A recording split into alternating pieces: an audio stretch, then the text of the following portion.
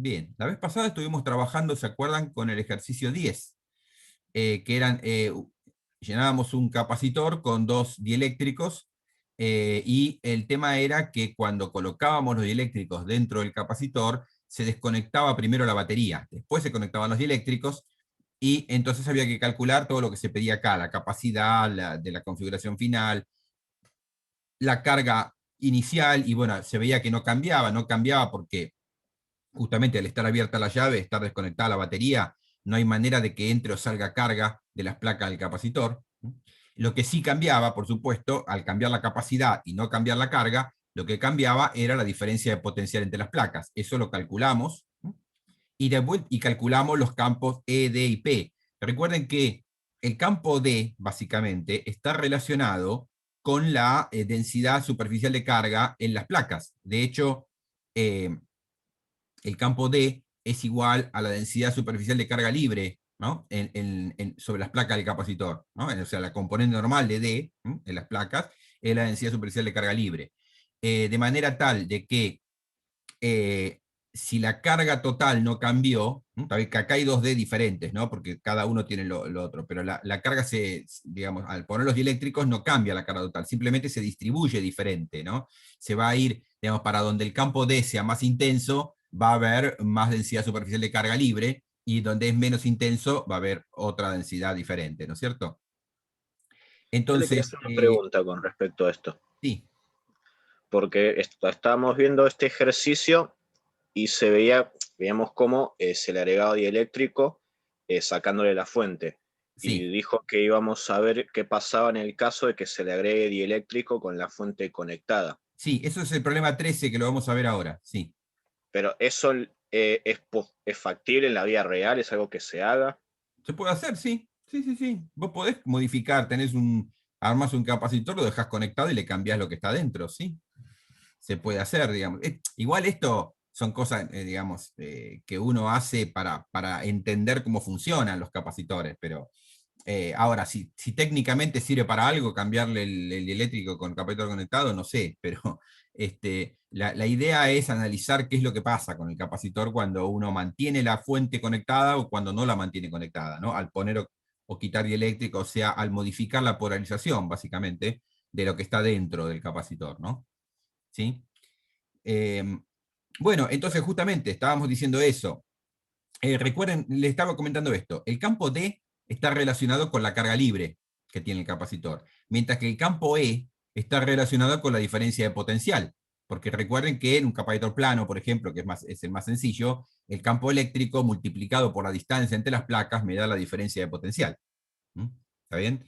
De modo tal de que tengan en cuenta eso para siempre analizar las preguntas que les hacen los problemas de capacitores, ¿no? El campo E está relacionado con la diferencia de potencial, el D con la carga libre y el P con las cargas de polarización. ¿Está bien? Cada uno de esos campos. Recuerden que D y P tienen las mismas unidades, ¿no? Porque D es epsilon 0 por E más P, ¿no? D y P tienen las mismas unidades, y las unidades de D y de P son carga por unidad de superficie. Son densidades superficiales, básicamente, de carga. Tienen las mismas unidades. Mientras que el campo eléctrico no, el campo eléctrico lo relaciona inmediatamente con la diferencia de potencial, ¿no? El campo eléctrico multiplicado por la distancia en un capacitor plano es la diferencia de potencial. Ojo, en un capacitor plano, no en un capacitor con otra geometría, ¿no? El otro día vimos, cuando hicimos el problema 4, también, bueno, esto no tenía dieléctrico, pero ahora vamos a hacer otro con dieléctrico. En el problema 4, ahí se veía que la diferencia de potencial no se puede multiplicar el campo por la distancia, primero porque el campo no es constante, ¿no es cierto? Acá hay simetría esférica, hay que integrar el campo. ¿Está cuando la simetría no es plana, no es simplemente hacer el producto E por D. Cuidado con eso, ¿no?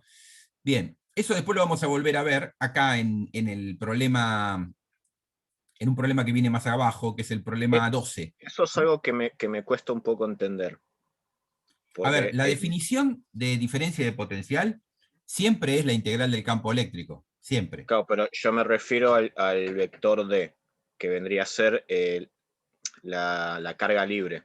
Sí, pero yo para calcular D hago epsilon 0 por E más P, o sea, le estoy sumando lo que es la carga de polarización. Claro, porque en realidad estoy teniendo en cuenta las cargas de polarización. Claro, el campo D tiene en cuenta. Lo que pasa es que está O dentro de sea, la las cargas de definición del campo. polarización pueden ser cargas libres también. ¿Cómo, cómo? Las cargas de polarización pueden ser cargas libres también. No, no, no, no, no, no. O son libres o son de polarización. Lo que pasa es lo siguiente. Vos acá lo tenés, mirá. El campo D, acá está, en pantalla, ¿no? El campo D tiene dentro de su definición el vector P. O sea, dentro de la propia definición del campo D ya está incorporando lo que pasa con las cargas de polarización. Ahora, cuando uno aplica el teorema de Gauss para el campo D, justamente como el campo D ya tuvo en cuenta qué pasó con las cargas de polarización, cuando uno aplica el teorema de Gauss, al final el flujo de D te depende solo de las cargas libres. ¿Está bien? Es decir, eso es lo que demostramos el otro día, que está acá en este apunte, ¿no? Es decir, el campo D, si vos analizás este teorema de Gauss, tiene que ver con la carga libre. Lo que pasa es que en la definición de D aparece el vector polarización. Porque fíjate que en realidad todo sale del teorema de Gauss del campo eléctrico. El teorema de Gauss del campo eléctrico tiene la totalidad de las cargas. ¿Sí? Entonces, el campo D va a tener un teorema de Gauss que solamente depende de la carga libre nada más. Y para eso tiene que de alguna manera entrar la carga de polarización en alguna parte, ¿no? Y bueno, ¿dónde entra? Entra dentro de la definición del campo. Dentro de pero el resultado del teorema de Gauss para el campo D me depende únicamente de la carga libre. ¿Se entiende eso? Sí. ¿Sí? Bueno, O eso sea, al está. final lo que depende de la carga libre nada más es el flujo, no es el vector lo que depende de la carga libre. Es el flujo, claro. Lo que pasa es que si tenés simetría suficiente, también es el vector. Porque con la simetría, vos, a partir del teorema de Gauss, calculás el campo. ¿Se Sí. entiende? O sea, vos el teorema de Gauss lo podés calcular. O sea, el flujo del campo D te depende de la carga libre interior, nada más. O sea que no importa las cargas de polarización que haya. Si vos tenés cierta carga libre interior en una superficie, el flujo va a ser igual a la carga libre interior. Y ya está. Ahora, si hay suficiente simetría, por ejemplo, simetría plana, esférica o cilíndrica, las tres que vimos, este teorema te sirve para calcular el campo D. Así como usábamos el teorema de Gauss para calcular el campo eléctrico, también lo podemos usar con la simetría suficiente para calcular el campo D. Y solamente tenemos en cuenta las cargas libres. La depolarización no nos interesa. Justamente las de polarización las vamos a calcular al final, porque uno calculando D y calculando E, porque recordemos que está la relación entre D y E, que es esta que está acá, D es epsilon por E. Una vez que uno calculó D y calculó E, puede calcular P, ¿no? Por la definición que está acá, por la número 5. Y bueno, una vez que tenemos P, tenemos la carga de polarización. Pero uno parte primero de D, porque D depende de algo que es conocido en general, que es la carga libre. Porque la carga de polarización uno no la conoce. La carga de polarización es la reacción del dieléctrico a los campos que yo le pongo. No la puedo conocer de antemano. Lo que sí puedo conocer de antemano es la carga, o en algunos casos en vez de la carga libre nos dan la diferencia de potencial, pero bueno, no importa, es otro dato equivalente. Pero esto es lo que están los conductores, es lo que nosotros controlamos de alguna forma en el circuito. En cambio, las cargas de polarización no las controlamos nosotros, la controla el dieléctrico. Es decir, el dieléctrico reacciona de manera tal a los campos que nosotros le ponemos, de manera tal de generar esa carga de polarización. Por eso la carga de polarización la calculamos al final. Una vez que tenemos calculado los campos D y E, venimos a esta fórmula y calculamos el vector P, y con esto tenemos la carga de polarización, ¿no? Ahí tenemos el otro teorema de Gauss de P, que era lo que teníamos acá adelante, ¿no? Acá, ¿no? Que el flujo del vector polarización es menos la carga interior de polarización, ¿no? De interior a la superficie, ¿sí? ¿Está bien? Esto sale simplemente del hecho de que la carga de polarización total es cero. Si uno suma la que está en la superficie más la que está en el volumen, me tiene que dar cero, porque las cargas de polarización son siempre separación de cargas, ¿no? Hay tantas positivas como negativas, de modo que el total tiene que dar cero, ¿no? Y de ahí sale este teorema de Gauss para el vector P, para el vector polarización, ¿sí? ¿Se entiende cómo es la cosa? Es decir, cuando hay dieléctricos, como uno no conoce a priori, al principio del problema, no conoce las cargas de polarización, tiene que trabajar con el campo D, no queda otra, porque ahí tenemos las cargas, eso depende de las cargas libres. usamos el teorema de Gauss con la simetría que tengamos para obtener D. Una vez que tenemos eso, venimos a la relación entre D y E, que es esta que está acá, calculamos el campo eléctrico. Una vez que tenemos los dos campos calculados, podemos calcular P, y ahí tenemos todo. Después podemos calcular todas las densidades de carga que querramos, la libre, la de polarización y la total. ¿Está bien? ¿Se entiende eso? Sí. Bien. Bueno, entonces, vamos al problema, el problema 13. El problema 13 es igual que el problema 10, es el mismo circuito, el mismo capacitor, con la misma batería, con 50 volts, etc. Pero nosotros conectamos la batería y los dieléctricos se introducen con la batería conectada ahora, no desconectada. ¿Está bien? Bueno, las preguntas son las mismas que la del problema 10. Ahora, las dos primeras es lo mismo, porque la primera me preguntaba la capacidad en vacío, eso no tiene nada que ver con cómo conecto la batería. La capacidad no depende de la carga del capacitor, la capacidad se calcula, es un factor geométrico, la capacidad de un capacitor plano siempre la misma, ¿no? Epsilon 0 por A sobre D, hago la cuenta, me da lo mismo que teníamos. La capacidad final va a ser también una capacidad en paralelo, porque lo que dijimos el otro día, ¿qué pasa? Acá los campos son paralelos a la superficie de separación de los dieléctricos. Entonces, de un lado y del otro, tenemos el mismo campo eléctrico, porque recordemos que la componente tangencial del campo eléctrico en la superficie de separación de los dieléctricos se conserva. Entonces, como todo el campo eléctrico es tangencial, el campo eléctrico en la región 1 es igual al campo eléctrico en la región 2. ¿Está bien? Y eso significa que la diferencia de potencial es la misma para los dos. ¿Está? O sea que tenemos como dos capacitores conectados a la misma diferencia de potencial, es decir, dos capacitores en paralelo, ¿no? Esto es lo que vimos el otro día. Uno lo calcula de la misma manera, la cuenta es exactamente la misma y da lo mismo, esto no cambia nada. La capacidad final es la suma de las dos capacidades de cada mitad del capacitor, digamos, calculamos cada una de ellas, tenemos la capacidad total. Estos números son exactamente, esto lo copié del problema 10, son exactamente los mismos. Ahora, ¿qué es lo que pasa? Que si nosotros ahora conectamos el dieléctrico, le ponemos el dieléctrico con la batería conectada, ahora la carga no se va a mantener constante. Porque justamente, miren, recuerden que la carga tiene que ver con el campo D. ¿Está bien? ¿Qué es lo que se va a mantener constante ahora? Si yo mantengo la batería conectada. Y la diferencia de potencial, porque eso es lo que hace la batería. El trabajo de la batería es mantener constante la diferencia de potencial entre sus extremos, entre lo que le conectemos. De modo que la diferencia de potencial entre las placas se va a mantener en 50 volts. ¿Se acuerdan que antes, cuando hicimos el problema 10, esa diferencia de potencial bajaba muchísimo? Lo tenemos, miren, se los mostramos, recordemos lo que había dado eso, ¿no? A ver si lo tengo por acá. Acá. Esto era el problema 10.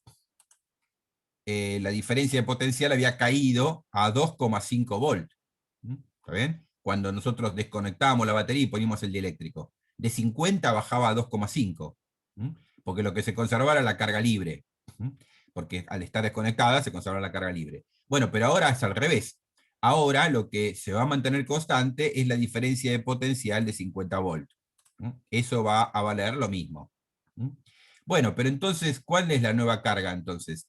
Y la nueva carga libre va a ser la total, digamos, va a ser la capacidad total del sistema, esta C que tenemos acá, la capacidad total, multiplicada por la diferencia de potencial de 50 volts. Eso me da, bueno, acá está, 442,75 nanocoulomb. ¿Está bien? Uno podría también acá escribir cuánto vale la carga libre sobre cada mitad del capacitor, simplemente usando, en lugar de usar la C, usar C1 y C2.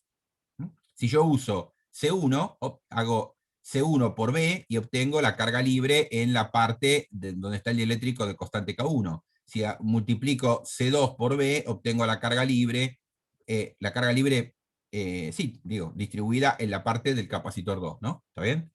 También lo podemos hacer una vez que calculemos el D, digamos, una vez que calculemos el campo D, multiplicar por el área y eso me va a dar la carga libre también, ¿no?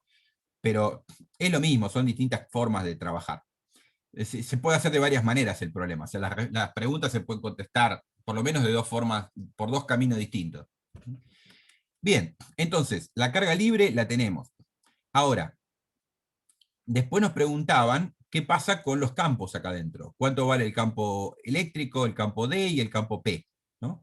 Bueno, como decíamos recién, esto en cuanto a la geometría no cambió nada, sigue siendo dos capacitores en paralelo, la componente tangencial del campo eléctrico es la misma y por lo tanto todo el campo eléctrico es igual, o sea que el campo E1 es igual al E2 y eso lo llamo E, y como ahora la diferencia de potencial la conozco, porque sigue siendo 50 volt, divido por la distancia y eso me da el campo eléctrico. 50 volt dividido, esto eran 4 milímetros, ¿se acuerdan? La distancia. Divido esto por 4 milímetros pasado a metros y me da 12.500 volts sobre metro.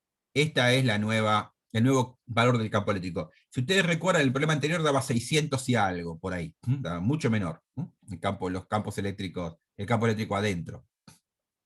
Bueno, una vez que tenemos el campo eléctrico, multiplicando por el épsilon correspondiente, obtenemos el D. El epsilon 1, recuerden que el K1, la constante relativa, valía 10 y la otra valía 30. Entonces esto es 10 veces epsilon 0, esto es epsilon 0, por 12.500, y esto es 30 veces epsilon 0 por 12.500. Hacemos la cuenta y me da eso. Ahí lo escribí en microcoulomb sobre metro cuadrado. Se puede poner también como 1107 nanocoulomb sobre metro cuadrado, que es lo que usé acá después, pero es lo mismo, ¿no? Bueno, muy bien. Fíjense las unidades, ¿no? Unidad de carga dividido unidad de superficie. Y una vez que tenemos los campos D, calculamos los vectores de polarización. D menos epsilon 0 por E. O sea que ahí tengo, acá ven, lo pasé todo como lo tenía expresado esto en, bueno, lo tenía expresado de esta manera, lo que pasa es que lo copié del problema anterior, esto, lo tenía expresado, ve que dice 10 a la menos 3, porque lo voy a expresar en nanocoulomb, ¿no? Porque en vez de 10 a la menos 12 para expresarlo en coulomb, le puse un 10 a la menos 3, ¿no? Porque 10 a la menos 9 es nano, ¿no? Entonces la diferencia es 10 a la menos 3. Bien, 12.500 es el campo eléctrico, y acá lo pasé en nanocoulomb sobre metro cuadrado, 1107, ¿ven? Y acá puse 3.320. Bueno, ahora sí, las unidades son estas, hago la cuentita y ahí tengo los vectores de polarización. 996,3 y 3.209,3. ¿No? Bien, después, ¿qué más preguntaba? Vamos a volver al problema.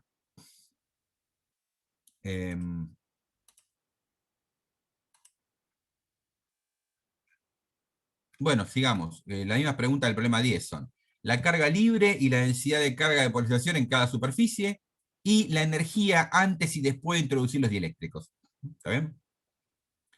Bueno, vamos a ver primero las cargas libres y la densidad de carga de polarización. Entonces, F cargas libres y de polarización. Prácticamente ya está hecho esto, porque fíjense que ya tenemos las densidades, porque D1 es la sigma 1, la sigma libre 1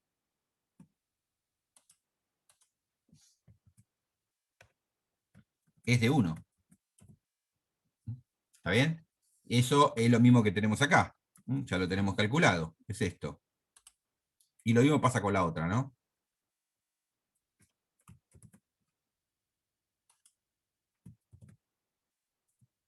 Lo mismo pasa acá. Vamos a copiar esto mismo.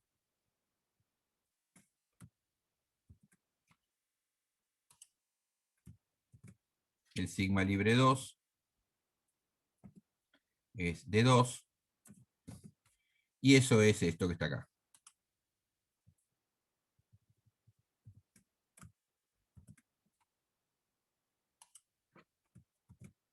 Ahí está. Tenemos las cargas libres. La depolarización, y bueno, recuerden que son estas. O sea, la depolarización hay que ver dónde están, ¿no? Pero recuerden ustedes que los vectores van en la dirección de izquierda a derecha, ¿no? Porque el positivo nos quedó del lado izquierdo, ¿no? Entonces, las cargas de polarización estas, ¿dónde van a estar? Y van a estar pegadas a la superficie de las placas del capacitor, pero del lado del dieléctrico, obviamente, ¿no? Si no, no hay polarización posible. Entonces, la densidad de carga de polarización directamente es la misma cosa, ¿no? Es decir, voy a copiar esto, solo que le voy a cambiar la letra, así. La densidad de polarización Esto es P1. O sea que es esto que está acá.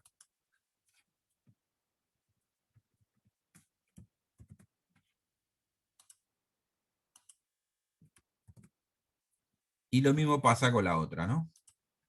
O sea que ya tenemos, una vez que tenemos calculado los campos, prácticamente tenemos calculado todo. Acá tenemos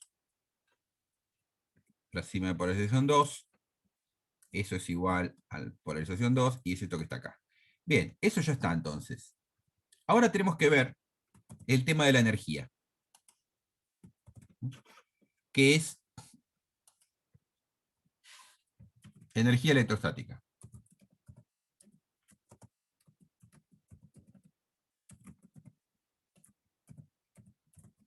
Bueno, esto es fácil de calcular porque la energía electrostática ahora de la nueva configuración va a ser, bueno, siempre una de las formas que puedo hacerlo es un medio de la capacidad por la diferencia de potencial al cuadrado.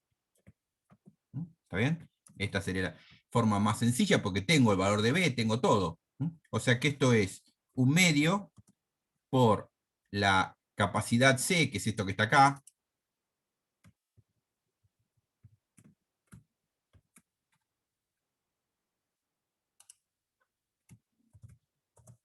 y acá tendríamos que poner 50 volt al cuadrado. ¿Está bien? Esto nos va a dar en nanojoule, ¿no? Habría que hacer la cuentita, pero, a ver, vamos a hacerla. Sería 8,855 por 50 al cuadrado.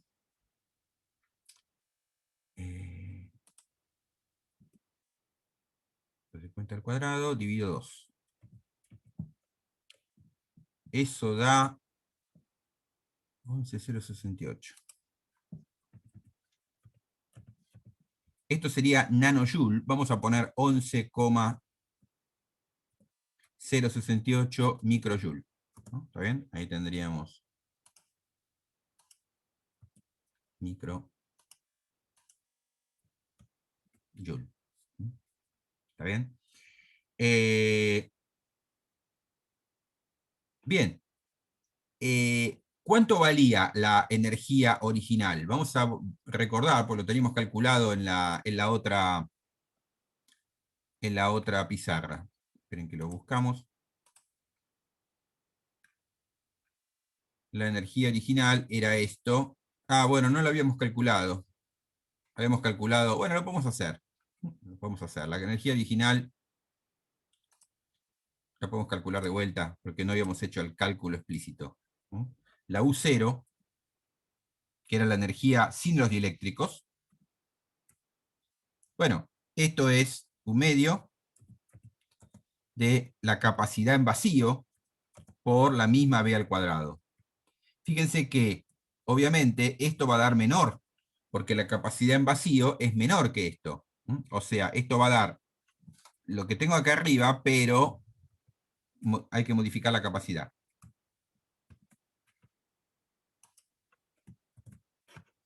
La capacidad en vacío es 0,443 nanofaradios. Acá esto hay que modificarlo. 0,443. ¿Está bien? Entonces, hay que hacer la misma cuentita.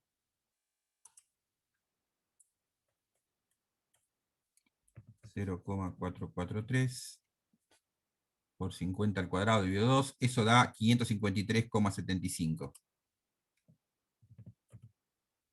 553 nanojoule, o sea 0,553 microjoule, ¿no? ¿Está bien? Eso sería la...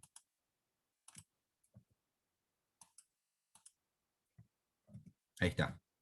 Bueno, evidentemente aumentó como 20 veces, ¿no? La energía electrostática. Acá sí, digamos, ¿qué es lo que pasó? La delta U es mayor que 0 ahora. ¿Y de dónde vino esa energía? Bueno, acá no hay ninguna duda. esa energía vino de la batería. Es la batería la que aportó energía para polarizar el dieléctrico. En el problema anterior, cuando nosotros abríamos la llave y después poníamos los dieléctricos, ¿qué es lo que pasaba? Hay parte de la energía electrostática que se empleaba en polarizar el dieléctrico a expensas de la energía del sistema. La energía del sistema después de poner los dieléctricos era menor que la energía que tenía antes de poner el dieléctrico. Pero ahora es mayor. ¿Por qué? Porque ahora la batería me mantuvo la diferencia de potencial, entonces teníamos toda la energía, digamos, que tiene que ver con la diferencia de potencial entre las placas que teníamos antes, pero además se le agrega la energía del dieléctrico polarizado, que eso de dónde provino, y provino de la batería. ¿Está bien? O sea, aumenté la capacidad sin modificar la diferencia de potencial, entonces me aumenta la energía. Esa energía proviene de la batería. ¿Está bien? Bien, ahí tenemos entonces la diferencia entre el problema, entre este problema 13, que es lo mismo que el 10, pero con la batería conectada. ¿Está bien? ¿Sí? Bueno, ¿alguna duda sobre esto? ¿Se entendió? Bueno, vamos a Por el mirar un momento sí. poquito. ¿Alguien quiere preguntar algo? No, no, se entiende. Ok. Vamos a mirar un poquito el problema 12. El problema 12 es un capacitor esférico, ¿sí? Pero tiene un dieléctrico entre las placas. ¿Está bien? Tiene un cierto dieléctrico, tiene un R1, un R2, un R3, una esfera hueca conductora con una esfera adentro. Vamos a entonces dibujar eso. Entonces acá, problema 12, tenemos, vamos a poner acá, capacitor esférico con dieléctrico.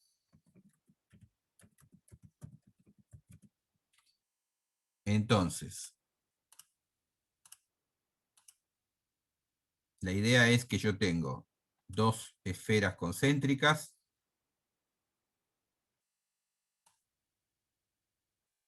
Ahora las voy a acomodar mejor. Y tengo una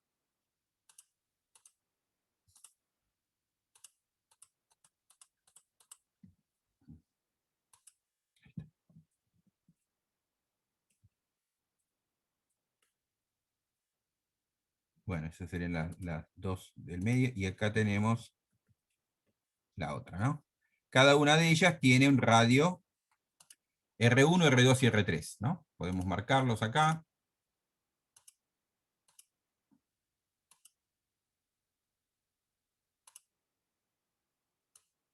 Un radio R1, un radio R2 y un R3.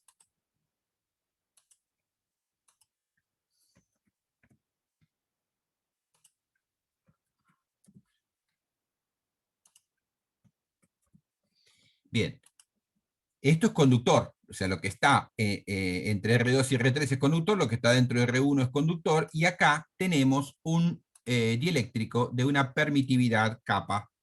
¿Está bien? Que no sé si dan el dato, a ver, dan el dato de esa permitividad relativa, 4. 4. Entonces,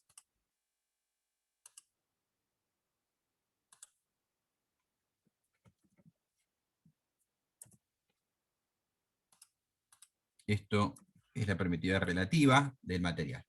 Bueno, muy bien. Entonces, lo primero que nos piden es calcular la capacidad, creo, ¿no? A ver. No, la expresión de valor de la diferencia de potencial entre las dos esferas, ¿no? Fíjense que nos dicen que hay una carga, la carga propia de la esfera interior es Q1 igual a 40 nanocoulomb, y la de la exterior es Q2 igual a 30. ¿Está bien? Bueno, vamos a ver eso. O sea, acá vamos a tener una carga, voy a poner en otro color, una carga Q1.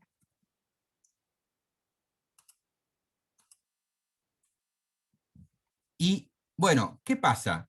Nos dicen que en la de afuera tiene que haber una Q2 total. O sea, Q2 es la carga total de la esfera hueca. ¿Dónde va a estar ubicada esa carga? Carga libre total de la esfera hueca. Bueno, ¿qué pasa? ¿Se acuerdan que siempre podemos usar el teorema de Gauss dentro del conductor? El teorema de Gauss para el campo D ahora, ¿eh? Siempre estamos trabajando con el campo D. ¿Está bien? Entonces, usamos el teorema de Gauss para el campo D dentro del conductor, hacemos una esferita de Gauss acá, digamos. Lo voy a poner bien.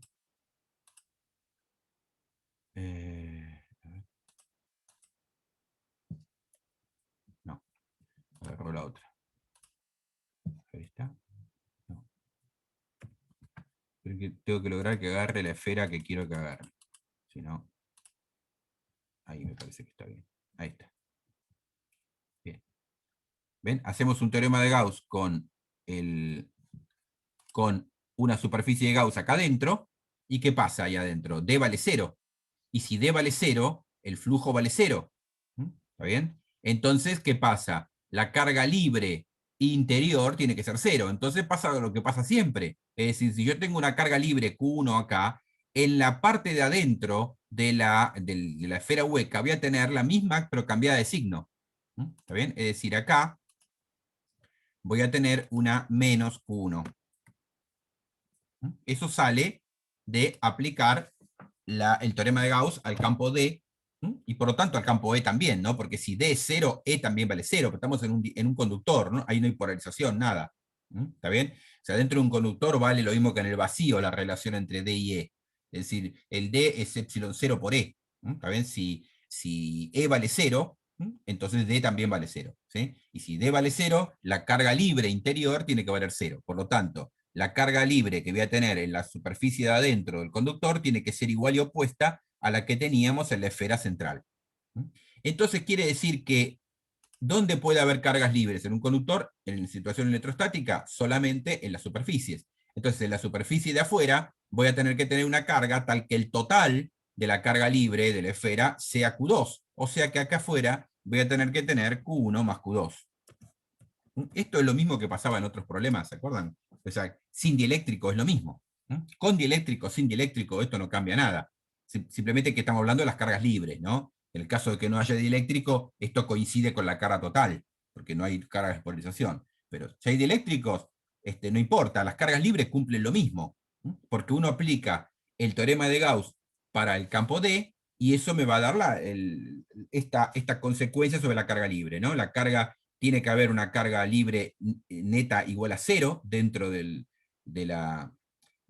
un volumen que englobe, digamos, o sea, mejor dicho, dentro de una esfera, ¿no? que pase por adentro del conductor, y entonces, por lo tanto, tiene que inducirse una carga de sentido contrario en la superficie interna de la esfera hueca. Esto es igual que si no hubiera dieléctricos.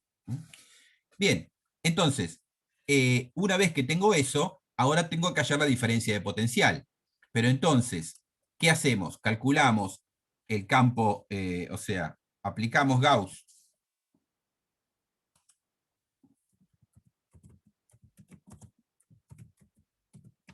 para el campo D, el DDR, digamos, en la región R1 menor que R, menor que R2. ¿Está bien? O sea, la región entre los dos conductores, que es lo que necesitamos para poder calcular la diferencia de potencial. Ahora bien, acá vamos a tener que lo mismo que siempre, ¿no? Estamos aplicando Gauss con simetría esférica en este caso, así que me va a dar 4pi por r cuadrado por ddr, esto sería el flujo, y esto tiene que ser igual a la carga libre interior. Ojo que ahora estamos trabajando, vamos a poner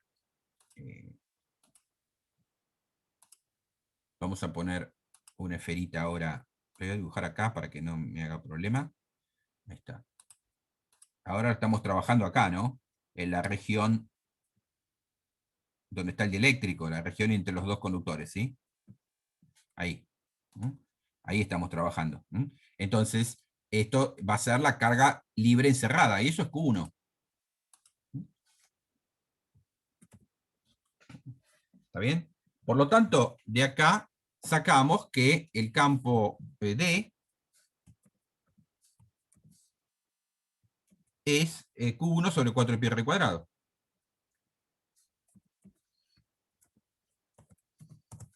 Esto lo copio, igual.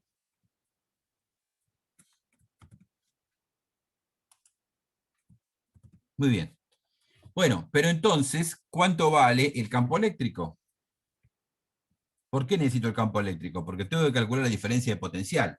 Y la diferencia de potencial se calcula con el campo eléctrico, ¿no es cierto? Entonces, una vez que tengo el D, tengo que dividir por el épsilon. ¿Está bien? Como esto es 4, o sea, recuerden que acá lo que quiere decir esto es que el épsilon es 4 veces épsilon 0, ¿no? Esperen que ahora lo arreglamos esto.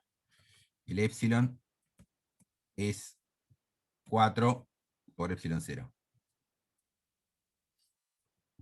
¿Está bien? Entonces, lo que tengo que hacer es dividir por épsilon, o sea, dividir por 4 veces épsilon 0, o sea que va a quedar esto.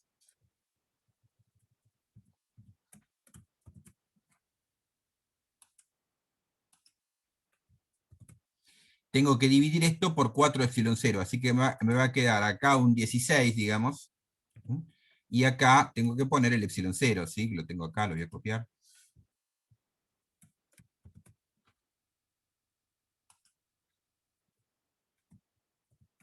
Ahí está. Q1 sobre 16 pi epsilon 0 R cuadrado, ¿no? ¿Está bien? El R cuadrado está en el denominador, ¿eh? ¿Se entiende, no? Bien, entonces, eso es el campo eléctrico. Esto vale en esta región, ¿no? Estamos trabajando siempre dentro de esta región.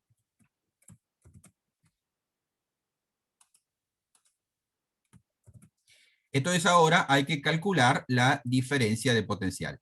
¿Está bien?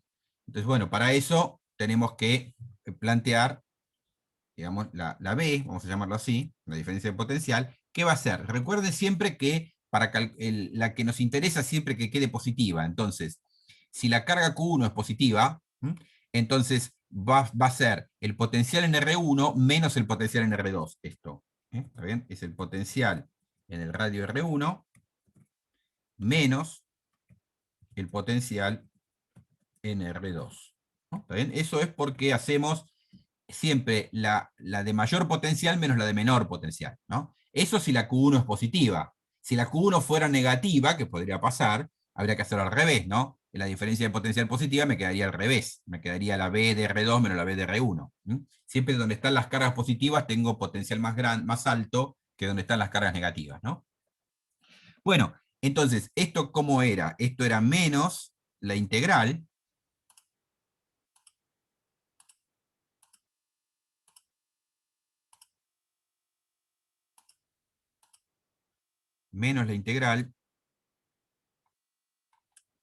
de el campo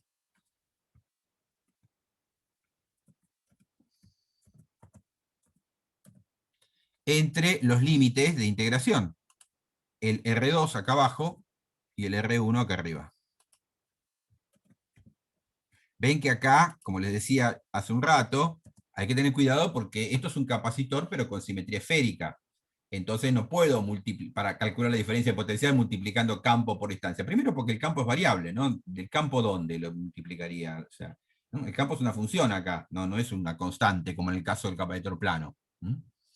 Bien, entonces, bueno, justamente, miren, todo esto queda igual, estos son todas las partes, la parte, digamos, constante que sale de la integral. Y lo que queda es la integral del diferencial de R sobre R cuadrado cambiado de signo. La primitiva de menos 1 sobre R cuadrado es 1 sobre R. O sea que esto va a dar 1 sobre R1 menos 1 sobre R2. ¿Está bien? ahí tengo el valor de la diferencia de potencial. ¿Está bien? Calculada. El 16 viene por el hecho de que acá es un épsilon lo que hay, ¿no? Es decir, lo que puse ahí fue el épsilon, el 4 épsilon 0 es el épsilon. Bueno, ¿y qué más pregunta el problema? Bueno, ustedes tienen los valores numéricos ahí, se pueden poner, tienen el valor de la carga, tienen los radios, que hay que pasarlos a metros, pero hay que escribir todo en las unidades correctas. La expresión y el valor de la diferencia de potencia entre las esferas, y la cantidad de carga distribuida en cada superficie de la esfera conductora hueca, interior y exterior. Bueno, Q1 era 40 nanocoulomb y Q2 es 30. Entonces, vamos a ponerlo acá, ¿no? Q1 era 40 nanocoulomb y Q2 30 nanocoulomb. Bien, fíjense una cosa, la diferencia de potencial no tiene nada que ver con Q2, depende solo de Q1, está bien eso, porque la diferencia de potencial depende del campo en la región intermedia, y en la región intermedia lo único que interesa para calcular el campo es la carga interior, ¿está bien? A la esfera de Gauss, ¿sí? Que es la Q1, la Q2 no tiene nada que ver ahí. Entonces, con esto tengo, digamos, bueno, acá tenemos todo, tengo el Q1, tengo los radios, que uno los puede poner, ¿cuánto valían? Vamos a ponerlos en metros, así uno puede después reemplazarlos. 20 centímetros, a ver, 5, 20 y 22.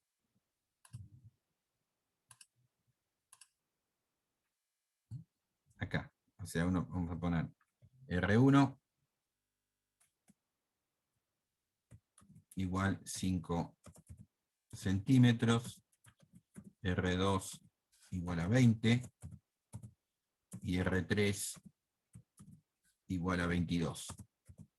Bueno, ve que con esto tengo todo. Tengo que pasarlo a metros, ¿no? Tengo que pasarlo a metros, ponerlo acá, ¿no? Poner el epsilon 0, hacer esta cuentita, el Q1 lo escribo en nanocoulomb. Esto, si yo escribo el Q1 en nanocoulomb, me va a dar en nanovolt, ¿no? Habrá que ver después, porque está el epsilon 0 dividiendo, así que uno hace la cuentita. Puede poner directamente en coulomb la carga, como 40 por 10 a la menos 9, ¿no? ¿Está bien? ¿Sí? Así que uno puede calcular eso y calcular la diferencia de potencial. Ahora, después me dice la carga total distribuida. Y bueno, la carga total distribuida en la superficie es lo que discutimos antes. En la superficie interior de la esfera hueca voy a tener una carga de menos 40 nanocoulomb, o sea, menos Q1.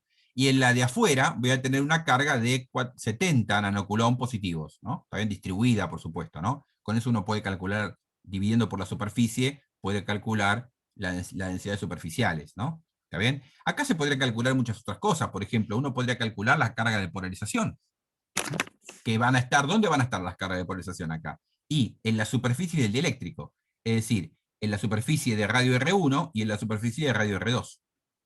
Ahí voy a tener las cargas de polarización del dieléctrico, ¿sí? ¿Está bien? ¿Se entiende este problema? O sea, si uno quisiera, podría calcular. A ver, por ejemplo, una vez que tengo, vamos a calcular el vector polarización como función del radio para la región donde hay dieléctricos, justamente, ¿no? Que es esta región.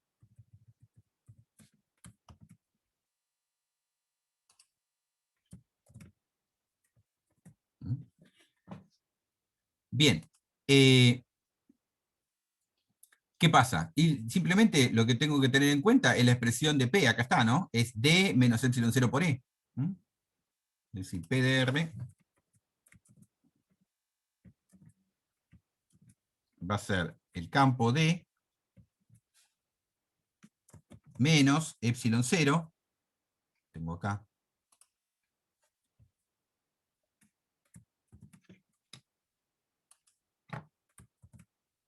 por E de R.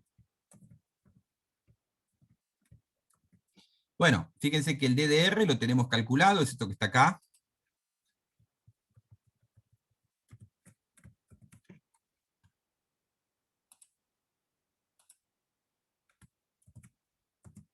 menos, bueno, epsilon 0 por E es esto, pero sin el epsilon 0 dividiendo. También lo voy a copiar así como está, pero después le voy a sacar el epsilon 0.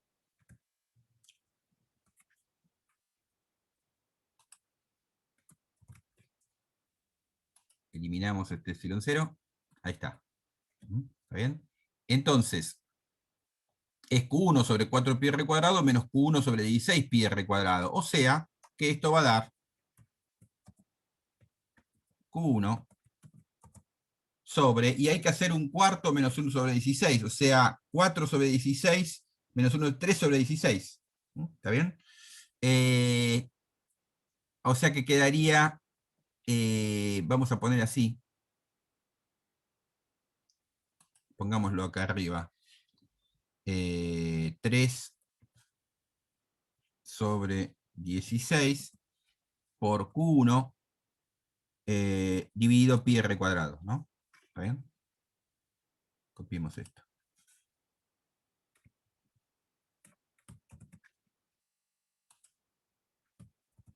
Ahí está, ¿no? Esas serían entonces las cargas de polarización, el vector PDR. Ahora, vamos a ver cuáles son las densidades de cargas de polarización.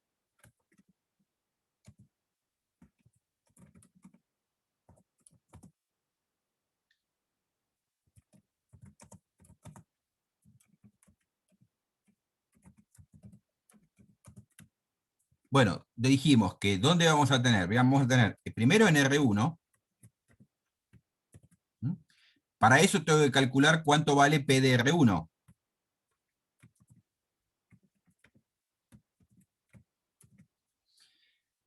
Esto es lo mismo que tengo acá, pero con un R1 al cuadrado dividiendo, ¿no es cierto?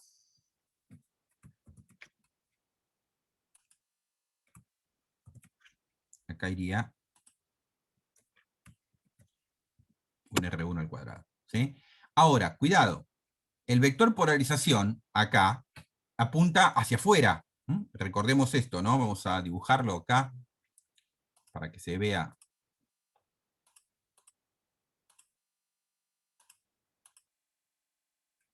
Voy a dibujar acá al costadito. Tengo la esfera de radio R1, y el vector polarización es saliente. Esto sería nuestro P de R1.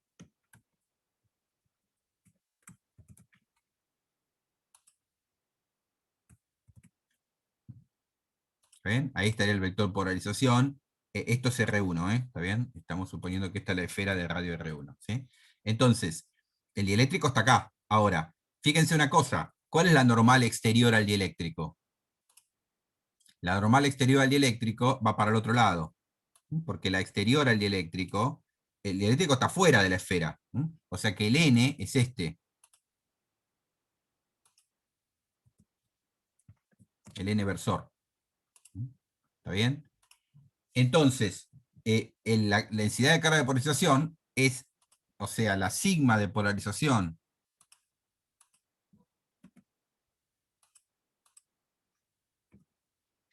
NR1 va a ser igual, recuerden que es un producto escalar, o sea que como son opuestos, esto es menos el vector de polarización NR1.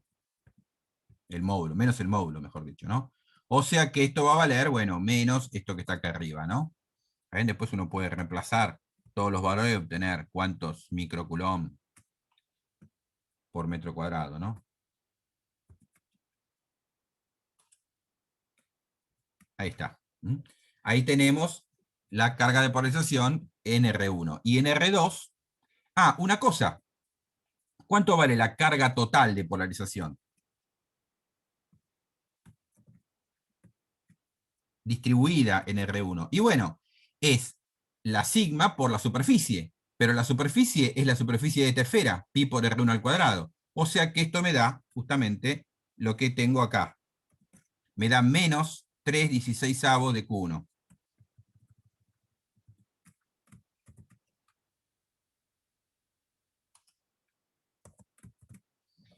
¿Está bien? Ahí tengo entonces la carga total, ahora esto sería en Coulomb, ¿no? La carga total distribuida, de polarización distribuida, pegada, digamos, a la esferita de adentro, ¿no? Que está en la parte de la superficie donde el eléctrico hace contacto con la esfera de adentro, ¿sí? La carga total es esta, si la quiero, la densidad es esto, ¿no? Multipliqué por el área de la esfera. ¿Está bien? Bueno, y ahora veamos qué pasa en R2.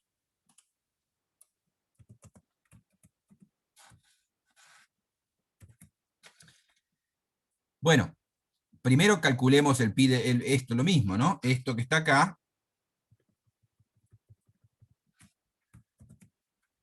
el vector polarización, que ahora hay que calcularlo en R2. Por lo tanto, acá también va a R2. ¿Sí? ¿Está bien? Ahora, ¿qué es lo que pasa? Que ahora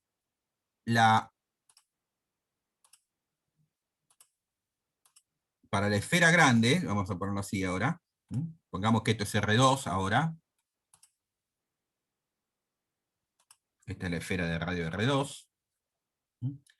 El vector polarización es lo mismo que antes, es decir, el vector de polarización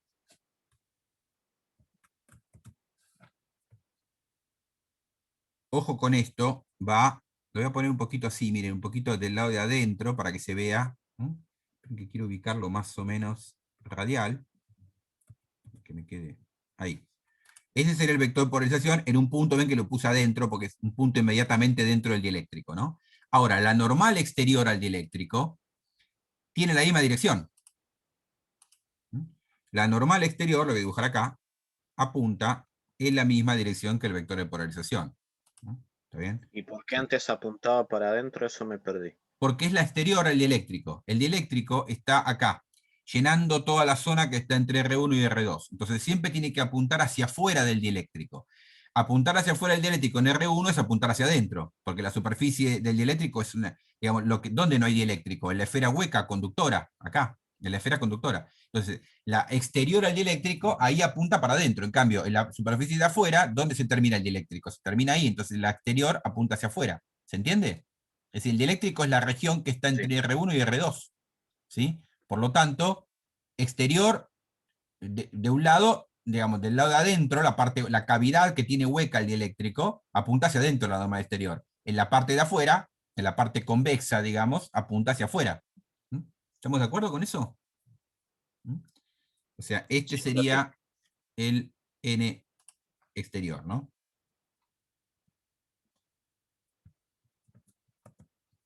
Aclaremos que esta es la normal exterior, ¿no? Normal, ¿qué puse?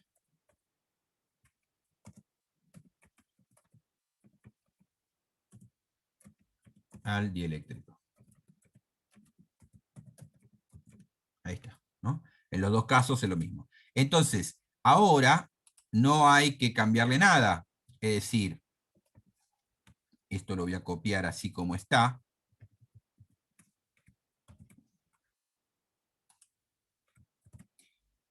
Simplemente que ahora esto es en R2, no va el menos, no va el menos, esto es P en R2 directamente, y esto es 3 sobre 16 positivo, y acá el R2. Bueno, fíjense que si yo quiero ahora la carga de polarización en R2, la carga total ahora, no la densidad superficial de carga, tengo que multiplicar por la superficie de esta esfera, pero eso es pi por R2 al cuadrado, así que al final me da esto. Y está bien, fíjense que me da igual y contrario a lo que me da la carga de polarización total en R1, porque ustedes recuerden que la suma de las dos tiene que dar 0, porque la carga total de polarización tiene que dar 0. ¿Está bien? ¿Sí? Acá no hay cargas de polarización bueno, esto es una comprobación de que no hay cargas de polarización en el volumen, ¿no? Porque ya se me cancelan las dos cargas distribuidas, de polarización distribuidas en las superficies. Si dieran diferentes, eso significaría, no es este caso, ¿no? Pero si llegaran a dar diferentes, eso significaría que hay una carga de polarización distribuida en el volumen, dentro del dieléctrico. ¿Saben? No es este el caso, ¿sí? Bien. Bueno, muy bien. Bueno, justamente, miren, yo les puedo, ahí, bueno, con esto estaríamos, ¿no? Ahí tenemos todo calculado, digamos. Esto no lo pedía el problema, pero lo estoy haciendo para que se vea, ¿no? Pues si lo llegara a pedir, qué es lo que hay que hacer, ¿no? Miren, vamos a poner un ejemplo parecido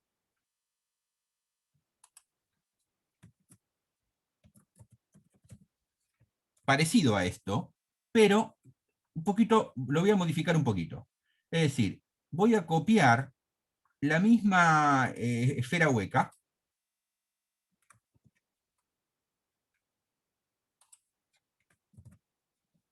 Esto es otro ejemplo, ¿no? Es otro ejercicio, ¿sí? Es un ejercicio. Una misma esfera hueca.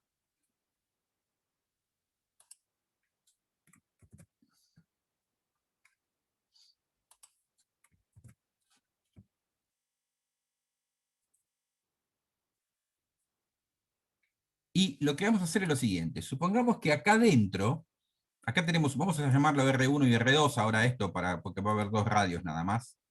Vamos a llamarlo R1 y R2.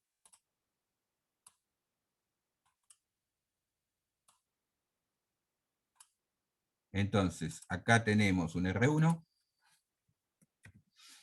y este sería un R2, ¿no? Tengo solo la esfera hueca. Pero acá adentro, vamos a ponerlo acá, hay un dieléctrico.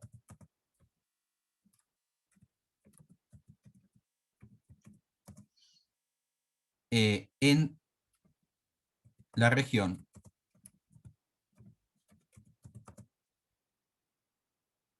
R menor que R1. O sea, todo esto está todo lleno de dieléctrico acá adentro. ¿Está bien? Esto es una esfera conductora, ¿no? ¿Estamos de acuerdo? Sigue siendo una esfera conductora hueca, ¿no?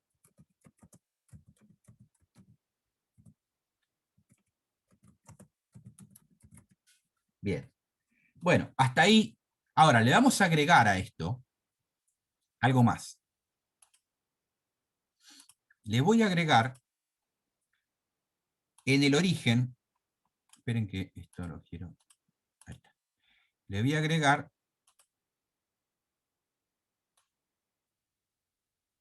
ahí en el origen una carga puntual.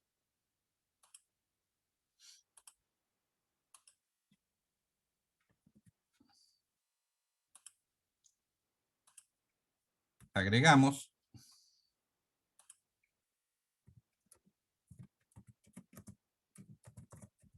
una carga puntual en el origen. Este problema después yo se los voy a poner en el simulacro de parcial también. En el origen de coordenadas. Bueno, en el centro vamos a poner, ¿no? En el centro. ¿Está bien? Bueno, a ver, esa carga la pusimos nosotros, no es una carga de polarización, aunque está en el dieléctrico. Se trata de una carga libre.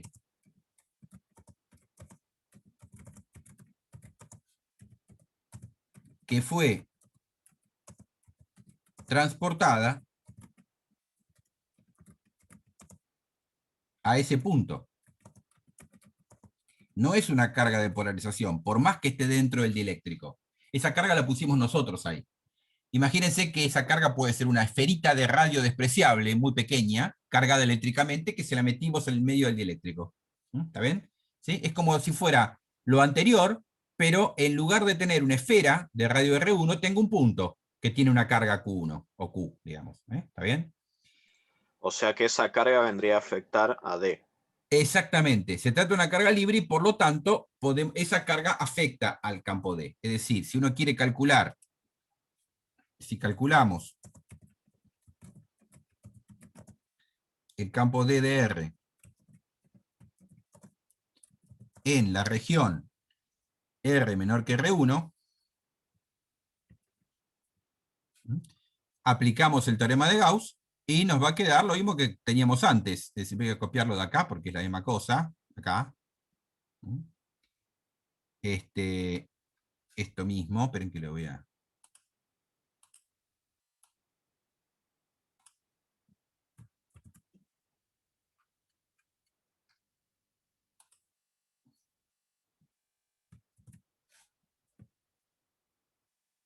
Hacemos la misma cosa que hicimos antes, solamente que ahora se llama Q, esto no se llama más Q1. y por lo tanto esto es Q también, ¿no? Ahí lo tenemos. Esa carga es una carga libre, por lo tanto, efectivamente, afecta el flujo del campo D, así que como hay simetría esférica, calculamos D utilizando el teorema de Gauss y nos da Q sobre 4pi r cuadrado. ¿Está bien? Muy bien. Ahora, con esto podemos calcular el campo eléctrico.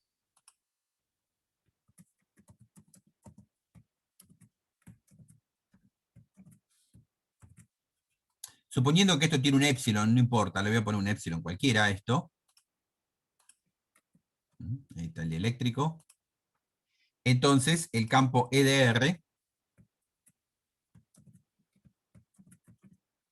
va a ser lo mismo, pero con un epsilon dividiendo acá.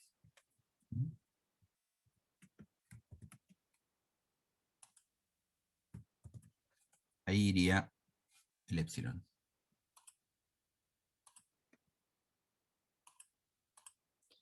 Bien, una vez que tenemos el campo D y el campo P, perdón, el campo D, podemos calcular la polarización.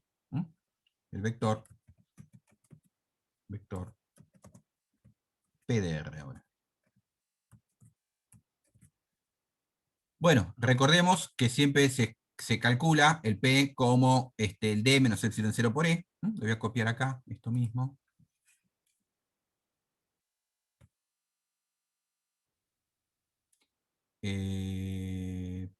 Solo que lo voy a modificar.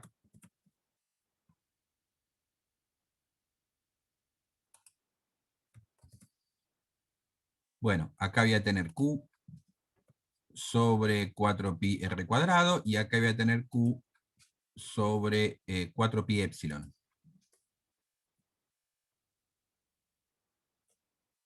R cuadrado.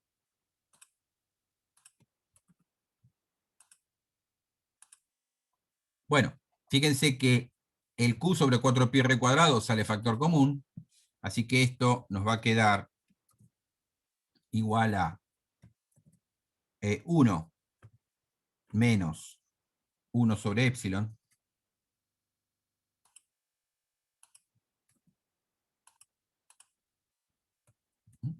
que multiplica a, bueno, esto lo copio, Q sobre 4pi r cuadrado.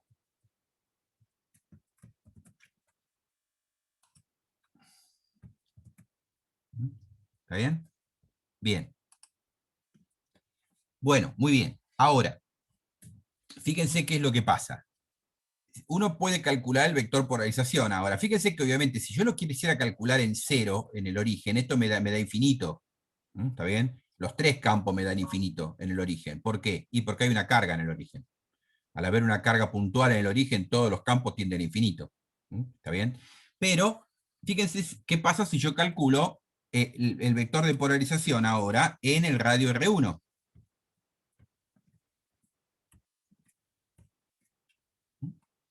Bueno, simplemente que es esto, ¿no?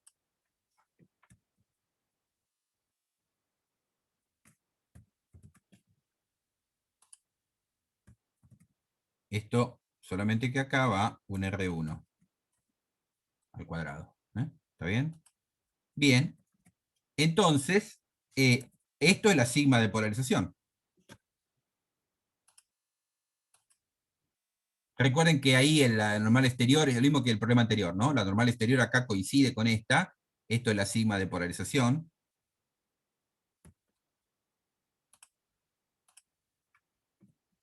Sigma de polarización ubicada ahí en donde está el radio R1. O sea, es la sigma de polarización en la superficie del dieléctrico que está en contacto con el conductor. Ahora bien, ¿qué pasa con esto? No hay otra superficie, porque yo acá tengo una cara puntual en el centro, no tengo una esferita, no hay otra superficie. El dieléctrico cubre todo, ¿está bien? Entonces, uno puede, ¿qué es lo que pasa acá? La carga de polarización en R1 la multiplico por la superficie, que es 4pi R1 al cuadrado, o sea que es esto lo que me va a dar, ¿ven? Hay una carga de polarización en la superficie de afuera del dieléctrico, que vale eso. 1 menos 1 sobre epsilon por la carga puntual Q que yo puse acá. ¿Está bien? ¿Sí? Eso sería la, perdón, acá, esperen, falta algo, es 1 sobre epsilon 0. ¿Dónde está? Acá. Me faltó el epsilon 0 acá. Acá. El epsilon 0, vamos a copiarlo, porque si no nos daban las unidades tampoco, ¿no? Acá. Ahí está. Entonces esto es epsilon 0 sobre epsilon. Ahí está, ahora sí.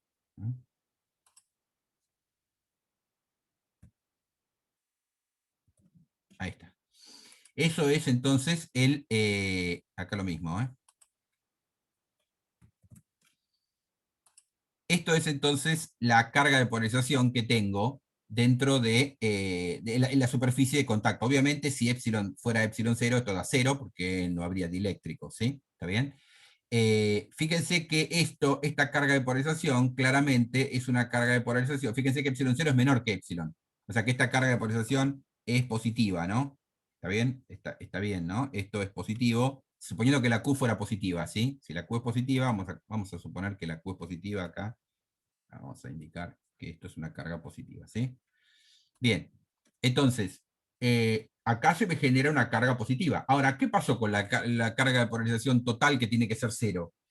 ¿Qué pasa con el resto? Bueno, miren, ustedes pueden pensar, como dije antes, que esto es el límite de poner una esferita acá adentro, que es lo que hicimos antes, pero cuando el R chiquito de la esfera tiende a 0. O sea, si esto fuera una esfera muy chiquitita, todo el resto de la carga de polarización estaría concentrada en una pequeñísima superficie que rodea esa esfera. ¿Está bien? Pero si es un punto, entonces no. Si es un punto, digamos, lo que voy a tener es que hay una carga de polarización distribuida en el volumen. Es decir, ¿por qué? Porque no hay una superficie interior al dieléctrico. ¿Está bien? Entonces, eso sería el caso límite, ¿no? Como no hay una superficie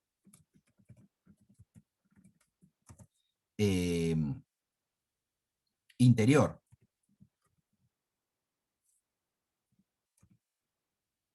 del dieléctrico,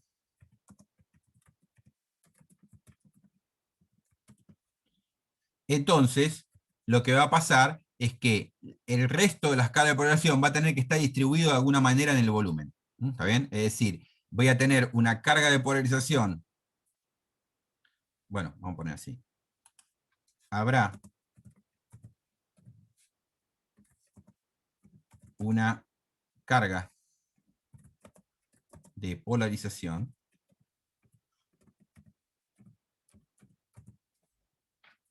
no superficial. Es decir, distribuida en un volumen.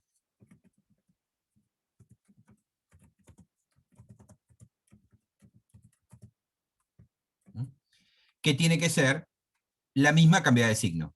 ¿Está bien? O sea, vamos a ponerlo así, una carga de polarización volumétrica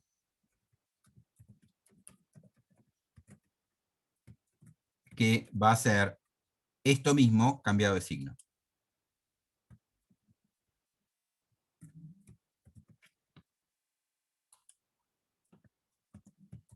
¿Está bien? ¿Ven?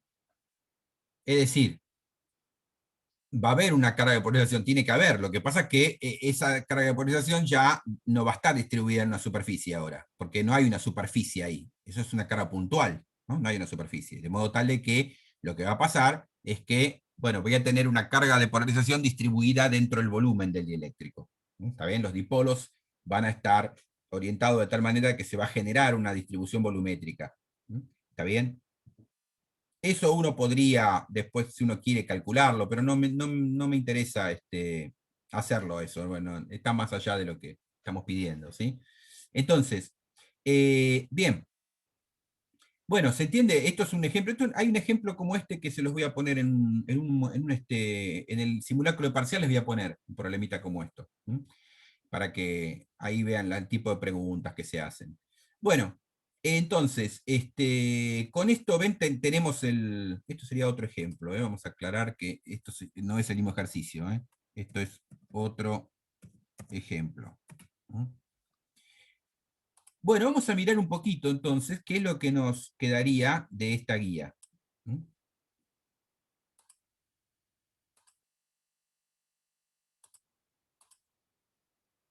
Bueno, el 12 lo acabamos de hacer. Bueno, acá ven que calculan, hacen la cuenta, tiene que darles eso. ¿Mm? El 13 es el que hicimos antes. El 14 es muy parecido al que ya tenían antes del problema 9. Vamos a hablarle un poquito para orientar simplemente qué es lo que tendrían que hacer. Dice, en la región con epsilon 1 existe un campo eléctrico E1 que forma un ángulo alfa con la dirección horizontal. CW1, el trabajo requerido para transportar a velocidad constante una carga Q desde A hasta B. ¿Qué les están dando ahí? ¿Qué es eso? El trabajo requerido para transportar a velocidad constante una carga Q desde el punto A al punto B. Recuerden que el trabajo, o sea, el trabajo del campo eléctrico, ¿no? El trabajo que realiza el campo eléctrico, es menos la carga por la variación de energía potencial. ¿Está bien? O sea, perdón, energía potencial. Es menos la variación de energía potencial, o sea, menos la carga por la variación de potencial, por delta B. Pero el trabajo externo que uno tiene que hacer para mover una carga dentro de un campo eléctrico es directamente Q por delta B. O sea que lo que le están dando ahí es básicamente si yo divido W1 por Q, lo que tengo ahí es la diferencia de potencial entre A y B. ¿Está bien? ¿Sí? Eso es lo que le están dando. Después dice, calcula el trabajo W2 para transportarla entre B y D. ¿Eso qué es lo que tengo que calcular, básicamente? Tengo que calcular la diferencia de potencial. O sea, ¿qué relación hay entre la diferencia de potencial entre el punto A y el punto B y la diferencia de potencial entre el punto B y el punto D? Eso es lo que tienen que calcular. ¿Está bien? Entonces, fíjense una cosa, ¿qué es lo que uno hace acá? Uno sabe, uno aplica las condiciones de frontera que vimos el otro día. La componente tangencial del campo eléctrico tiene que ser la misma de los dos lados, o sea, la componente vertical acá del campo eléctrico, vamos a hacer más grande la figura para que se vea mejor, la componente vertical tiene que dar lo mismo del lado del eléctrico 1 que el del eléctrico 2. Y la otra componente tienen que aplicar la del campo D, porque lo que se conserva es el D normal, o sea, que epsilon 1 por E1 normal, tiene que ser igual a epsilon 2 por E2 normal. Ahí calculan la E2 normal.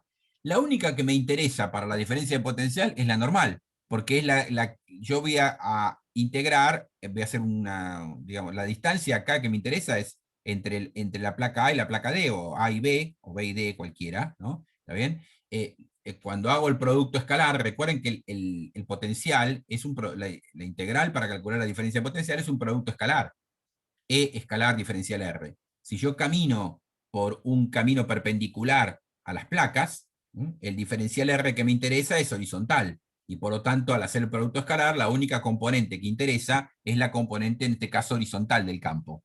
O sea, la que es perpendicular a la placa. Entonces, ustedes calculan, bueno, el E1, si lo multiplican por el coseno del ángulo alfa, ya tienen la componente normal de E1.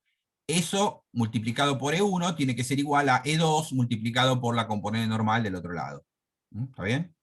Bueno, y después es la diferencia de potencial. Es decir, multiplican la componente horizontal de E1 por D, esa es la diferencia de potencial entre B. Multiplican la componente horizontal del otro campo E2 por 2D ahora, y eso les da la diferencia de potencial entre B y D. ¿no? Y con eso ustedes pueden calcular lo que les están pidiendo. Fíjense que esta relación que aparece como respuesta es eso que justamente, ¿no? Si ustedes multiplican el E2, fíjense que E2 por W2 es igual a 2 veces E1 por W1. El 2 veces viene porque es el doble de la distancia. ¿Está bien? Eso sale de hacer lo que les estoy diciendo. O sea, tienen que calcular las componentes horizontales del campo eléctrico del lado izquierdo y del lado derecho, o sea, de los dos dieléctricos. Del lado izquierdo ya lo tienen prácticamente, tienen que multiplicar por el coseno de alfa. Mientras que del otro lado lo van a calcular bueno, simplemente con la relación del D, ¿no? Epsilon 1 por E1 normal es epsilon 2 por E2 normal, ¿no? ¿Está? Bien, y después les piden, el punto A era eso, ¿no? Bueno, la relación entre el W2 y el W1. y después el valor de la densidad de carga de polarización en A y en D. ¿Qué tienen que hacer ahí? Y bueno, tienen que calcular el vector P. Y para calcular el vector P tienen que tener el E y el D. Bueno, ya el E lo tienen calculado, multiplican por el epsilon para calcular el D, hacen la cuenta de la relación y obtienen la densidad de carga de polarización. Por ejemplo, acá los da en D, en A y en D, ¿ven? Acá tenemos epsilon 1 menos epsilon 0 y epsilon 2 menos epsilon 0 les queda en esta parte. Bueno, eso lo pueden llegar a calcular, no hay ningún problema con eso. ¿Sí? ¿Se entiende lo que tienen que hacer en este problema?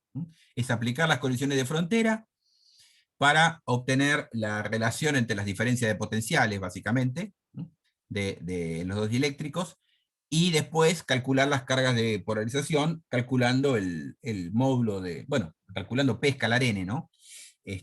Fíjense que acá, miren, en A, epsilon 1 es mayor que epsilon 0. Esto es positivo.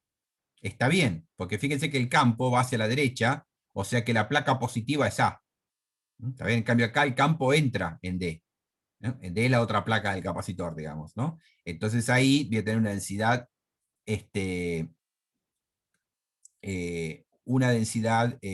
a ver, de polarización en A, esperen, epsilon 1 menos epsilon 0, no, está mal esto. Ah, a lo mejor pusieron el módulo. Porque fíjense una cosa, la placa positiva es la placa A. O sea, en A están las cargas libres. ¿Sí? Entonces, la carga de polarización que se va a pegar a la placa positiva tiene que ser negativa. O sea que esto probablemente esté al revés.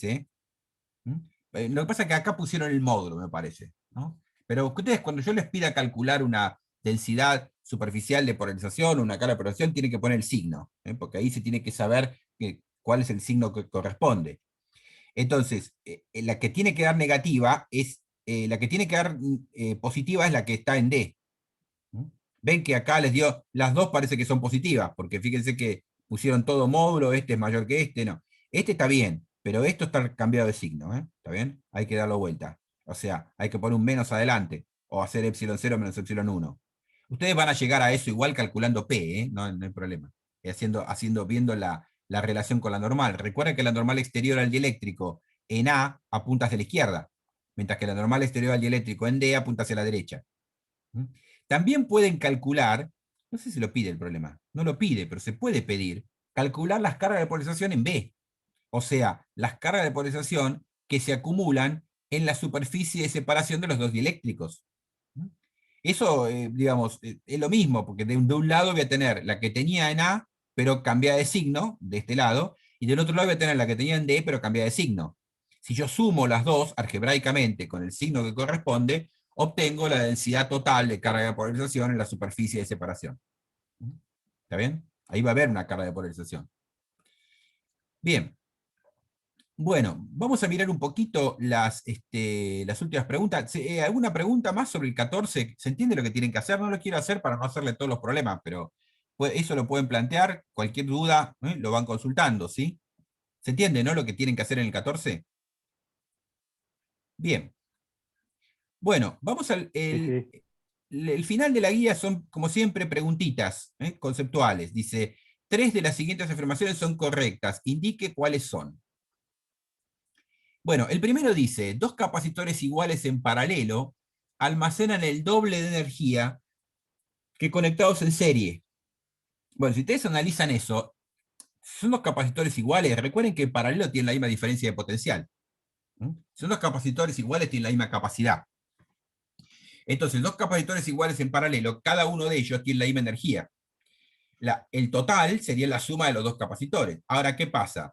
Si yo los pongo en serie, recuerden que la capacidad del sistema disminuye, es más, si son iguales la capacidad se hace la mitad, ¿no? ¿Está bien? Entonces, con la misma diferencia en potencial, no, tendrían, digamos, en paralelo tendrían el doble de energía que cada uno por separado, y en serie tendrían la mitad de la energía que cada uno por separado. De modo que cuando están en paralelo tienen 4 veces la cantidad de energía que cuando están conectados en serie. No es el doble, es el cuádruple. ¿Sí? Analícenlo eso, véanlo, que van a ver que eso está mal. ¿Sí? Con la formulita, ¿no? Energía U igual a 1/2 de CB cuadrado, ¿no? Con esa formulita ustedes verifican que en paralelo tienen el doble que cada capacitor, y en serie tienen la mitad, ¿no?, que cada capacitor. Bien, después dice, la capacidad de un capacitor se duplica si se duplica la diferencia de potencial a la que se lo conecta. Esto inmediatamente tienen que saber responderlo. Recuerden que la capacidad de un capacitor no depende ni de las cargas ni de la diferencia de potencial. Solo depende de factores geométricos y del épsilon que haya, si hay un dieléctrico, ahí sí, pero de la geometría y de la permitividad dieléctrica, nada más, no puede depender de otra cosa. ¿Está bien? Por lo tanto, eso es falso, ¿no? Si yo duplico la diferencia de potencial, la capacidad no se va a modificar. La capacidad no depende ni de los potenciales ni de las cargas. Bien, el vector polarización es una medida del número de dipolos orientados por unidad de volumen. Bueno, sí, eso se acuerdan que lo habíamos visto cuando vimos acá el vector polarización. ¿Dónde estaba? Acá.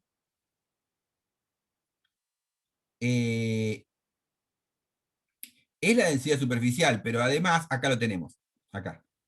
El número de dipolos, el vector polarización era justamente eso, ¿no? Era el momento dipolar total, ¿no? Que había dividido un volumen, ¿no? Que era lo que, a ver si estaba más arriba, acá está. En realidad, más que el número de dipolos, acá la dieron por verdadera, pero más que el número de dipolos es el momento dipolar por unidad de volumen, ¿no? Porque está bien, si todos los dipolos tienen la misma carga, el mismo momento dipolar, ¿no? Si todos los dipolos tuvieran el mismo momento dipolar, entonces está correcto, ¿no? Suponiendo que el medio sea perfectamente homogéneo y todos los dipolos que están comprendidos ahí adentro, todos tengan el mismo valor del momento dipolar, lo cual, sí, si hay muy alta simetría podría ser, pero en general no es así. Pero bueno, no importa. Es prácticamente casi lo mismo, ¿no? La definición es el momento dipolar por unidad de volumen. ¿Está bien? Mientras que acá en la guía les ponen el número de dipolos orientados por unidad de volumen. Bueno, está bien, vamos a ponerlo como que sí.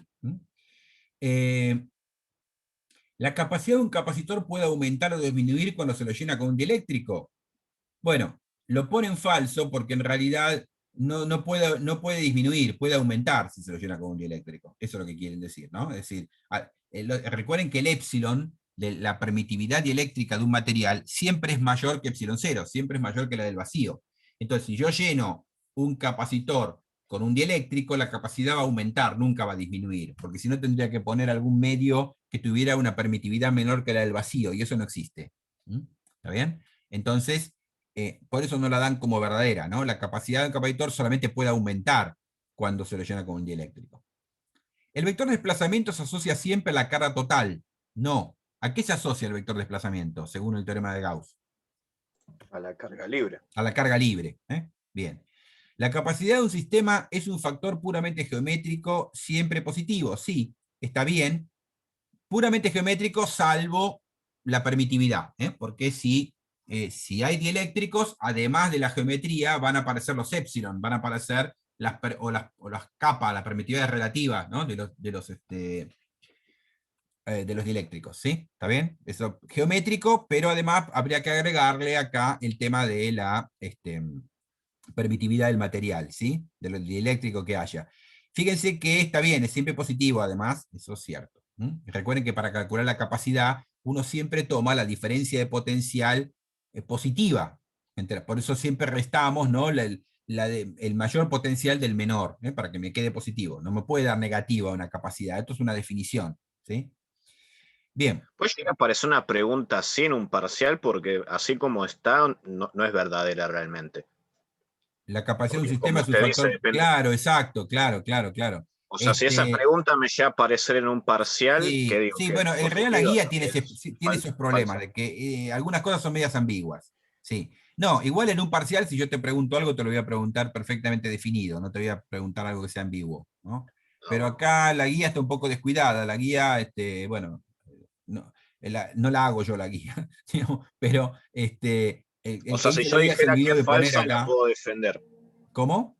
Si yo dijera que es falsa, la puedo defender. Sí, claro. Claro, sí, por supuesto. Sí. Bien.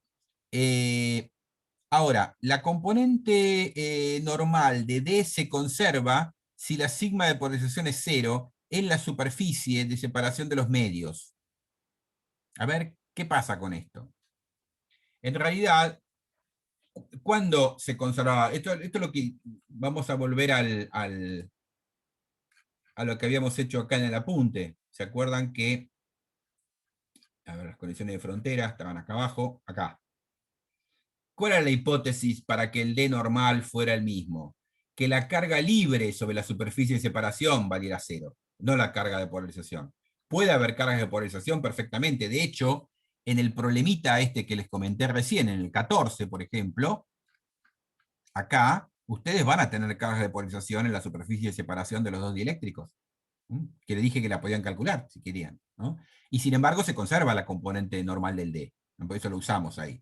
¿Por qué? Porque la hipótesis para que se conserve, porque usamos un teorema de Gauss para D para eso, y el teorema de Gauss para D contiene la carga libre, no la de polarización. De manera tal de que eso es falso, es decir, en la superficie de separación de dos dieléctricos, la hipótesis para que se conserve la componente normal del campo D es que no haya cargas libres. Si a mí se me ocurre ir y meter una carga libre, vieron como así puse una carga puntual en el medio del dieléctrico, bueno, también puedo ir y meter una carga libre en la superficie de separación. Bueno, ahí no se va a conservar más la componente normal de D, porque introdujimos una carga libre. Pero mientras no haya cargas libres en la superficie de separación de los dieléctricos, la componente normal del campo D va a conservarse. Entonces, en realidad, esta pregunta esto es falsa, la afirmación, porque acá debería decir sigma libre igual 0. Si dijera sigma libre estaría bien. La polarizabilidad de un medio aumenta con la temperatura. ¿Qué es la polarizabilidad? Eso es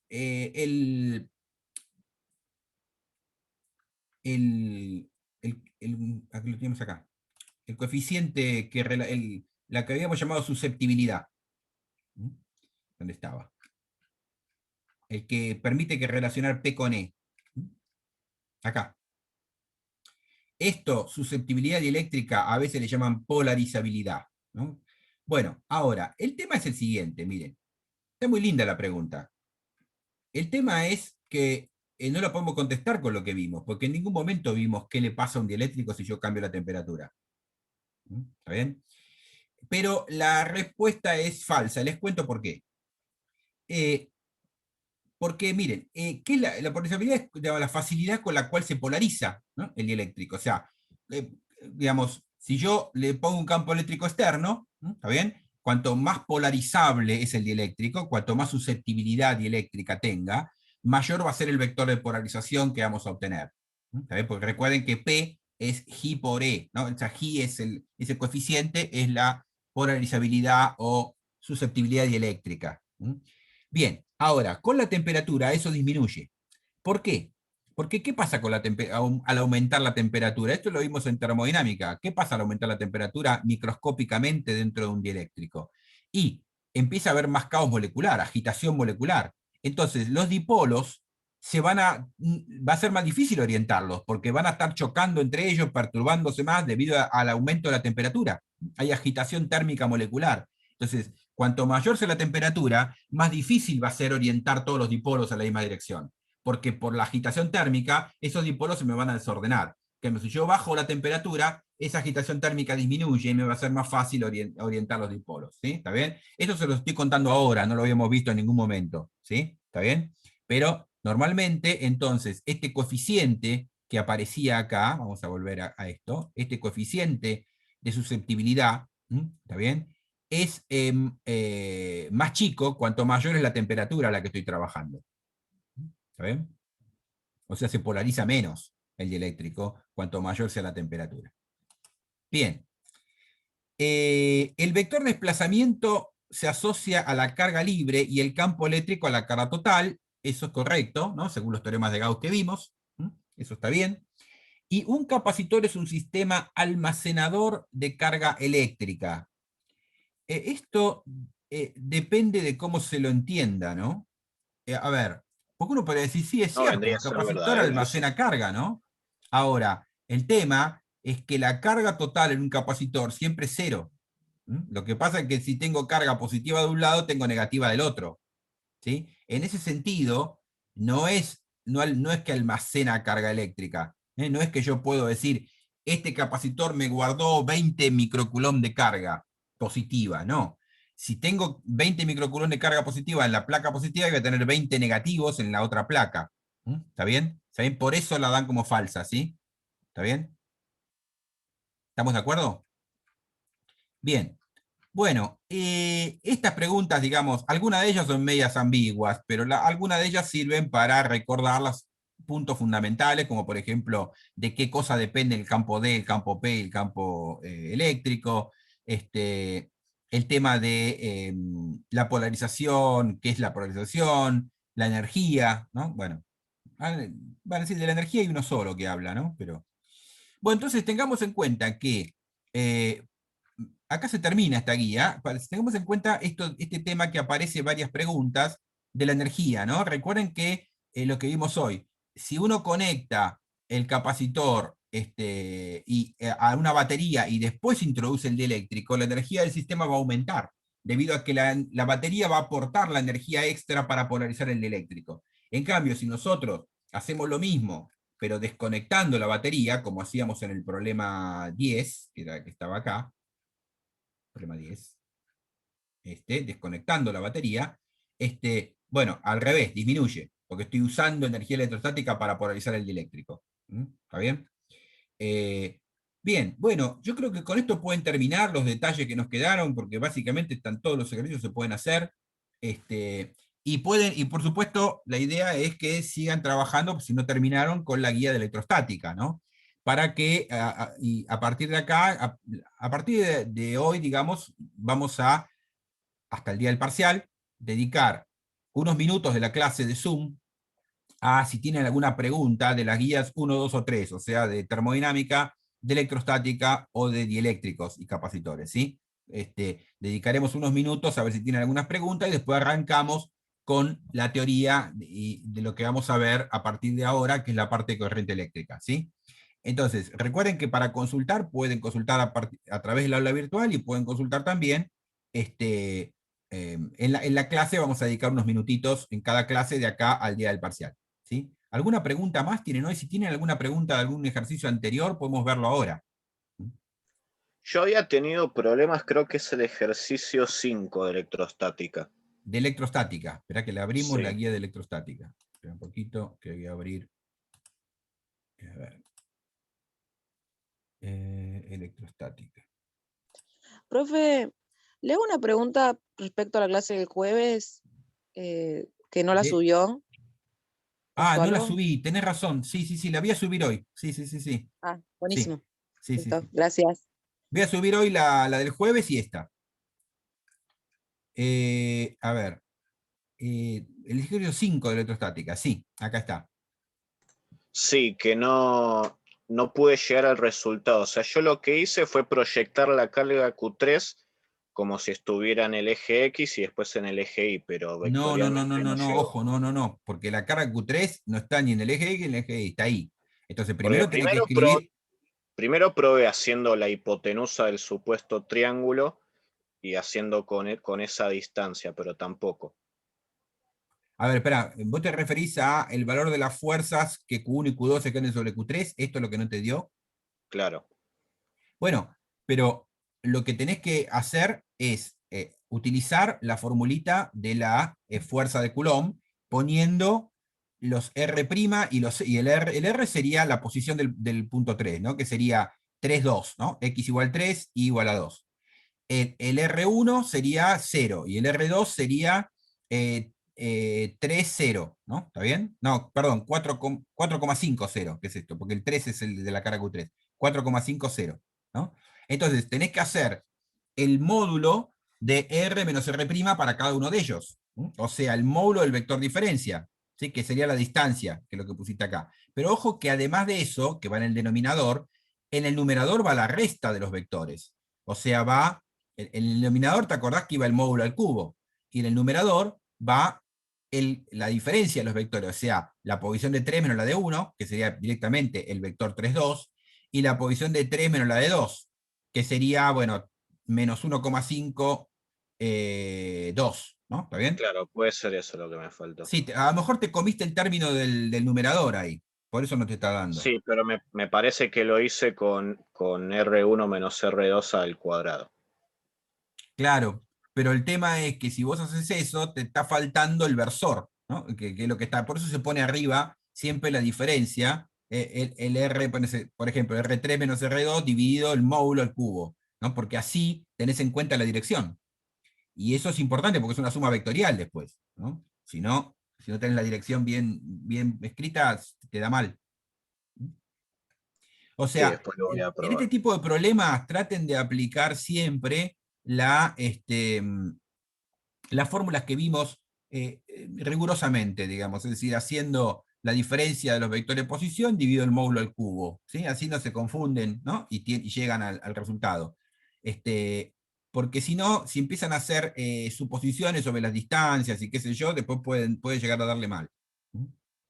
¿Está bien? ¿Alguna otra pregunta?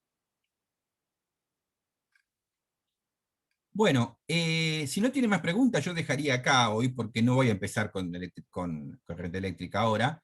Entonces, la próxima clase, que sería la del jueves, vamos a dedicar unos minutos primero a consultas. Por supuesto, también puede consultar por el foro, ¿no? Pero a consultas en la clase, y después arrancamos con la parte de corriente eléctrica, ¿sí? Esto mismo lo vamos a hacer en todas las clases hasta el día del parcial, ¿sí? ¿Estamos de acuerdo? Bueno, Estamos. entonces quedamos así. Seguimos la próxima.